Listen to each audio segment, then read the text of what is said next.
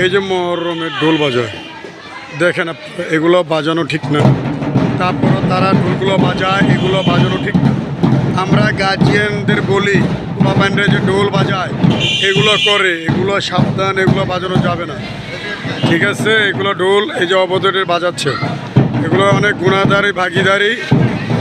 গার্জিয়ানদের বলবেন এগুলো ঢোল যেন না বাজায়, গার্জিয়ানের পাপ কামা। এগুলো ঢোল বাজানোটা জায়েজ না, ঢোল বাজানোটা একদম অজায়েজের ভিতরে আছে। দেখেন এই যে ঢোলগুলো বাজাচ্ছে, অবশ্যই ঢোলগুলো বাজানো আপনারা নিঃশ্বাস করে দিবেন। এগুলো ঢোল একদম বাজানো ঠিকই না। আমি আপনাদের ময়মুরব্বীদের বলতেছি, যাদের পোলাপানে ঢোল বাজায়, দৃষ্টি আকর্ষণ করে বলতেছি, আঙ্কেল আন্টিরা আপনারা দয়া করে ঢোল বাজানোগুলো বন্ধ করে দিতে বলবেন। এগুলো বাজানো ঠিক না। 5 ওয়াক্ত নামাজ পড়ে তাদের জন্য দোয়া করুন।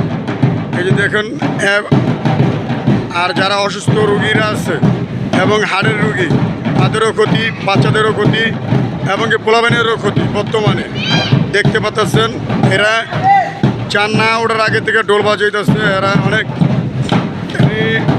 না যায় এদের ভিতরে পড়ে, বুঝছেন? এগুলো ভালো না, দেখতে পাচ্ছেন আপনারা।